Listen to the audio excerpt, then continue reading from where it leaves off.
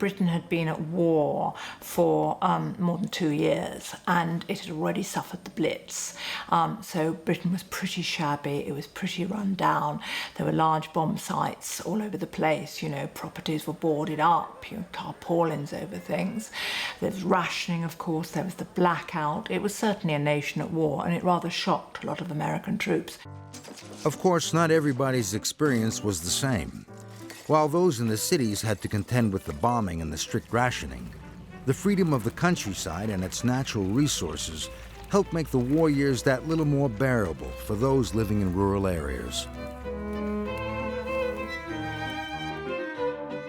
Our house was a farmhouse, a typical farmhouse. We used to have sides of bacon hanging up in our front room and hams on the wall. Now, as farmers or small farmers in the village, we had plenty of fresh milk, eggs and butter. We made our own butter, and of course the Americans had tea, coffee and sugar, which we didn't have, and so there was a bartering system that went on. Because living in the country, you had the rabbits to feed on. There was plenty of rabbits about. Well, it's wonder we ain't got twitching nose and long ears. The amount of rabbit pie we had, and rook pie, and such things as that. It was all a world away from what they were used to. Their food and clothing and gas hadn't been rationed, and their towns and cities hadn't been bombed. Arriving in Little England with all its problems must have come as a mighty shock. I knew nothing about the English culture except what I had read and what I had heard. No one traveled back in those days. No one left home to travel to any degree, especially going to another continent.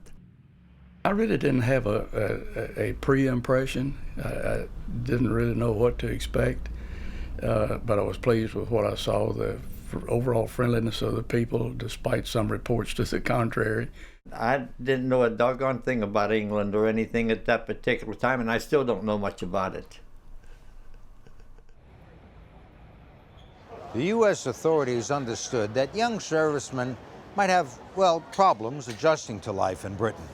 So to help them out, it created this handy little guide, Instructions for American Servicemen in Britain in 1942.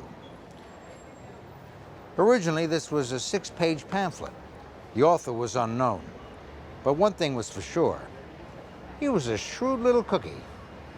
Quite apart from trying to help young Americans and prevent unfortunate misunderstandings, it gives a clear picture of how it was in Britain in 1942 and how other countries saw it.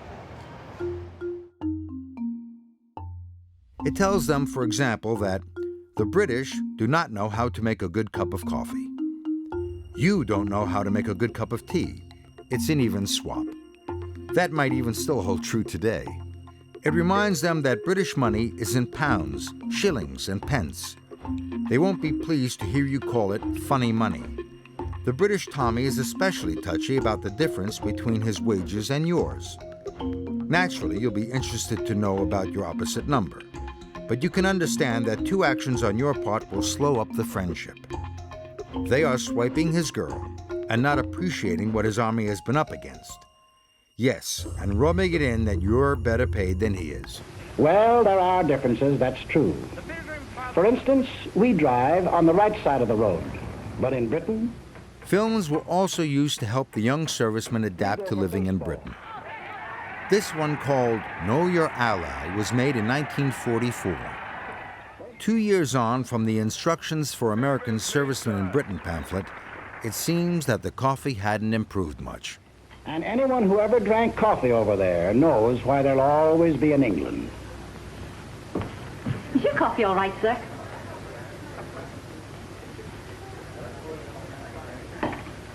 It tried to ram into them that Britain was at war. Britain had been at war for 2 years. They mustn't come in here with a lot of bravado and bragado and sort of swaggering and, try to show the British what was what, because the British knew very well what was what, because they'd been at war for some time. So it was a very careful trying to be an education about what they should and shouldn't do. But of course, there were 2 sides to the story. It wasn't just the U.S. airmen who had to learn to fit in. Imagine the impact they had on the sleepy English villages of Norfolk, Suffolk, Cambridgeshire, Essex, and the like. If you were a young lady who had never ventured far from her home village, what were you going to make of a good-looking, well-dressed young U.S. airman strolling down your local street? And not just one, but dozens of them. No doubt about it. The American airmen became very popular indeed with the local female population.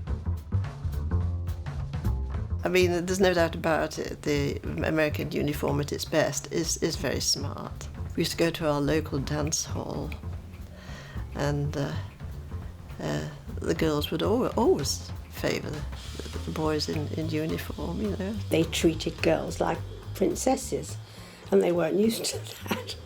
They smelt nice, their uniforms were good quality, not the rough wool of the British soldiers. It was a complete turnaround. When we first met them, we thought they were rather brash, cheeky, as they would call now, fresh, because they were entirely different from the English boys being rather quiet, American boys being rather outspoken. But the majority of them were quite fun.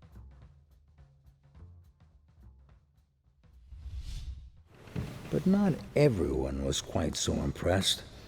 Local lads, that would be those in reserved occupations or unfit for active service, didn't stand much of a chance. Well, if you were an ordinary English lad up against a guy who's Hollywood-made flesh, how could you? Many mothers and fathers, especially fathers, they were suspicious. They reckoned they knew exactly what these young American men were after. It was just amazing the number of servicemen that we had here. And the local girls were not that plentiful. So it did not create the best public relations experience, because there were so many more of the Americans here than there were British girls, and very few British men. They had plenty of money, really, didn't they, compared to that? I think that's what made it so difficult for our boys, in a way, because the Americans had to, had plenty of money, and they could indulge the girls with makeup and stockings and nylons and that sort of thing. An American private would be paid 5 times what a British private was paid. The differential got narrower as you sort of went up the chain, but that's what it was. So of course, and a lot of these men were young. They had no families at home. They got paid their full amount. Unlike, for example, the Canadians, who had some money deducted to save up for after the war. The Americans were given their full entitlement, and they tended to splash it around. So yes, the British were, I think, envious.